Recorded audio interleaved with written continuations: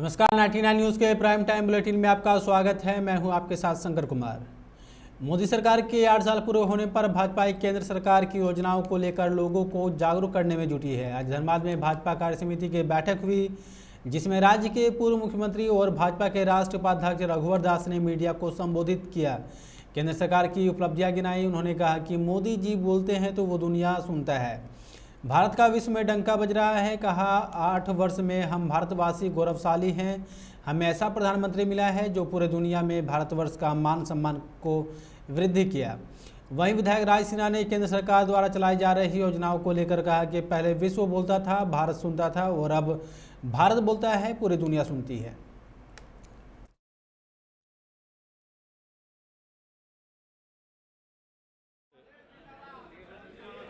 में हम भारतवासी गौरवशाली है। हमें ऐसा प्रधानमंत्री का नेतृत्व मिला जिसने न सिर्फ दुनिया में भारत की मान सम्मान को वृद्धि किया, बल्कि भारतीय जनता पार्टी को भी दुनिया की सबसे बड़ी पार्टी बनाने का। इन 8 वर्ष में भारत के जन जन का उत्थान के साथ साथ जो भारत के गांव, गरीब, किसान, महिलाएं, नौजवान के सशक्तिकरण के लिए काम किए, वो अनूठा। आज भगवान उनको और शक्ति दे और जो हम भारतीय जनता पार्टी के करोड़ों कार्यकर्ता के साथ साथ करोड़ों देशवासियों का सपना कि भारत दुनिया का नेतृत्व करे। और आज हम देख रहे हैं कि मोदी जी बोलता है, भारत बोलता है, दुनिया सुनता है। और इसलिए जो हर क्षेत्र में आर्थिक रूप से भारत मजबूत हो रहा है, भारत में विकास के कार्य हो रहे हैं, विश्व के फ्रंट पर पूरे विश्व में भारत अपना धाक जमा रहा है। इस प्रकार से जो हर फ्रंट में भारत आगे बढ़ रहा है। आंतरिक संसाधन हमारे मजबूत हो रहे हैं। डिफेंस के बहुत से सामान जो हम विदेशों से मंगाया करते थे, वे हम खुद देश के अंदर बना रहे हैं और विदेशों को भेज रहे हैं। हम दवा भी विदेशों को भेज रहे हैं। हमने टीकाकरण अभियान जो हमारा चला कोरोना का, वो विदेश के कई देशों को हमने दिया है। तो इस प्रकार से हम आत्मनिर्भर भारत, स्वाभिमानी भारत, शक्तिशाली भारत, एक ऐसा भारत जिसमें महिलाओं की शक्ति फिर पूरी तरह से बढ़ रही है, उनके सशक्तिकरण के लिए, किसानों के आय को दुगना करने के लिए, यहाँ के नागरिकों को सम्मान को बढ़ाने वाला कार्य कर रहे हैं। इसलिए हम लगातार इस प्रकार की बैठक कर रहे हैं। निरसा के ईसीएल मुगमा एरिया अंतर्गत बेजना 31 नंबर में BCKU के बैनर तले मजदूरों ने काम काज ठप कर दिया। BCKU के भर्ती पदों ने बताया कि बेजना 31 नंबर कार्यरत मजदूर खुदीराम बावरी की मौत 2021 में कोलियरी में ड्यूटी के दौरान हो गई थी। तब प्रबंधन के साथ वार्ता हुई थी, जिसमें प्रबंधन ने आश्वासन दिया था कि खुदीराम के लड़के को बेजना 31 नंबर में ही कार्यरत कर दिया जाएगा, लेकिन लगभग 1 साल होने के बाद फिर भी उसे दूसरे कोलियरी में भेजा जा रहा है। इसलिए हम लोगों ने आज प्रदर्शन किया, जिसके बाद प्रबंधन ने आश्वासन दिया है कि सोमवार को खुदीराम के लड़के को बेजना 31 नंबर में ही कार्यरत कर दिया जाएगा।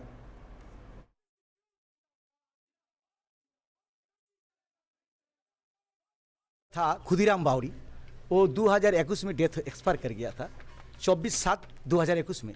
उसका बाद हम लोग जब आंदोलन किया, जब एक्सपायर करने के बाद उसको लड़का को प्रोविजनल हम लोग जान दे दिया। जान देने के बाद आज 1 साल होने जा रहा है सभी। तो 1 साल के होने के बाद ये लोग आनाकानी कर रहा, जब बाजना कुलेरी में हम नहीं ज्वाइन देगा, उसको दूसरा कुलेरी में ज्वाइन देगा। तो इसके तहत हम लोग आंदोलन शुरू किया।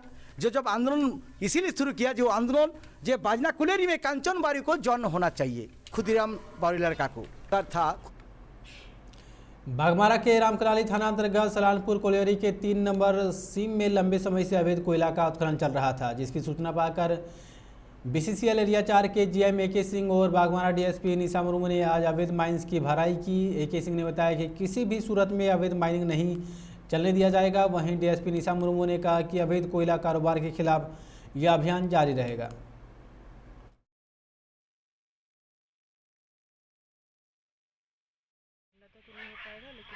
बिल्कुल, जहाँ जहाँ से भी इंफॉर्मेशन आ रहा है कि यहाँ पर अवैध उत्खनन हो रहा है या किसी तरह का रोड खोला गया है अवैध कोयला निकालने के लिए, वहाँ पे हम लोग BCCL की मदद से हम लोग वहाँ पे भराई कर रहे हैं। कैसा भी जैसे हम लोग को सूचना मिलता है कि किसी फलाने जगह पे। धनबाद के टोयोटा शोरूम में टोयोटा हाईलाइक्स मॉडल को लॉन्च किया गया। इस मौके पर गाड़ी की पहली डिलीवरी आसनसोल की पल्लवी दास ने दी गई। पहला ग्राहक होने के कारण उन्हें उपहार स्वरूप एक चांदी का सिक्का भी कंपनी की तरफ से दिया गया। बता दें कि टोयोटा हाइलैक्स टोयोटा के कार रेंज में पूरे विश्व में प्रसिद्ध एसयूवी है। वर्तमान में टोयोटा हाइलैक्स दुनिया के 180 देशों में बिक रही है, जबकि पूरी दुनिया 1.5 करोड़ से अधिक यूनिट की बिक्री हो चुकी है। भारत में इसे इसी महीने लॉन्च किया गया, जो कि 3 सेगमेंट स्टैंडर्ड, मिड और हाई सेगमेंट से उपलब्ध है, जिसमें 4 wheeler drive vehicle, stability control, हिल असिस्ट, ABS, 2.8 लीटर का इंजन, 7 एयर बैग जैसी खूबियाँ हैं।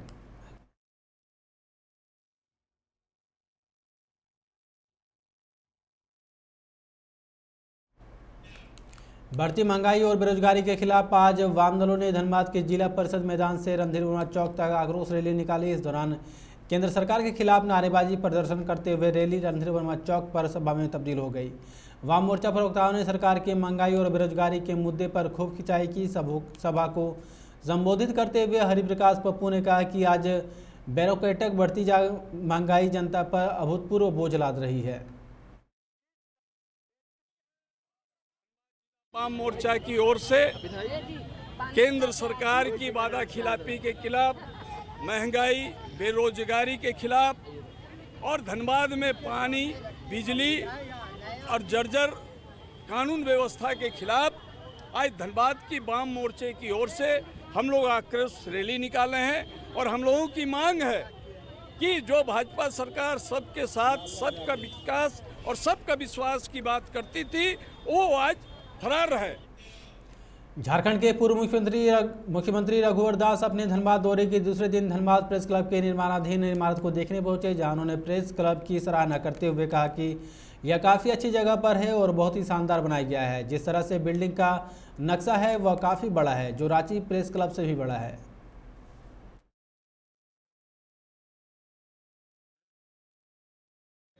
आज पूर्व मुख्यमंत्री रघुवर दास जी यहाँ देखने के लिए आए थे। उनके कार्यकाल में ही शिलान्यास हुआ था इस प्रेस क्लब का, तो वो इसका प्रगति, निर्माण कार्य का प्रगति देखने के लिए आए थे। कितना हुआ है देख करके काफ़ी खुशी व्यक्त की उन्होंने। बोला कि नहीं, कि काफ़ी अच्छा बन रहा है। उन्होंने बताया कि रांची प्रेस क्लब से बड़ा प्रेस क्लब बन रहा है।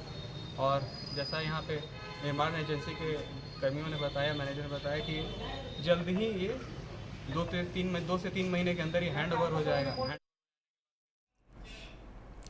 झारखंड गठबंधन के बाद जब्त किए गए वाहनों की नीलामी प्रक्रिया आज से धनबाद सहित पूरे राज्य में शुरू हो गई है। बता दें कि धनबाद के 56 थाना और ओपी में जब्त कर रखी गई वाहन की नीलामी होगी। इच्छुक व्यक्ति इसे हिस्सा ले सकते हैं। झारखंड परिवहन सचिव ने पूरे राज्य के थानों में जब्त कर रखी वाहनों की सूची मांगी है।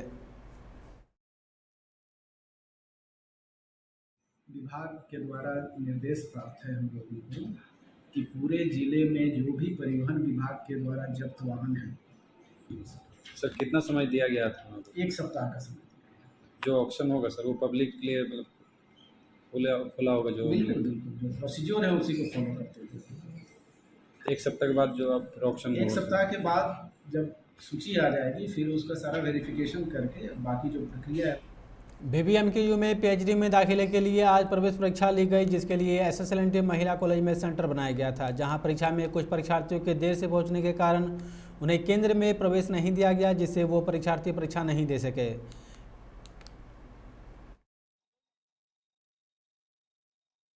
एग्जाम देने के लिए जिसका हम लोग 3 साल से वेट किए हैं। अगर 2 मिनट स्टूडेंट लेट है तो ये तो आप कहीं का रूल नहीं है कि आप उसको एग्जाम नहीं देने देंगे। हमने और भी एग्जाम दिए हैं, ये हमारा आखिरी एग्जाम नहीं है, ये पहला एग्जाम। कौन आपको अंदर जाने के लिए मना किया? प्रिंसिपल।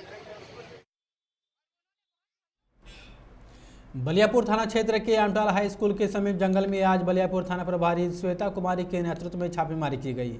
छापेमारी के दौरान भारी मात्रा में बोरियों में बंद अवैध कोयला जब्त किया गया। बलियापुर थाना प्रभारी श्वेता कुमारी ने कहा कि बीती रात भी छापेमारी की गई थी, जिसमें काफ़ी मात्रा में कोयला जब्त किया गया था। इस मामले में फिलहाल 2 लोगों के नाम पर प्राथमिकी दर्ज की गई है।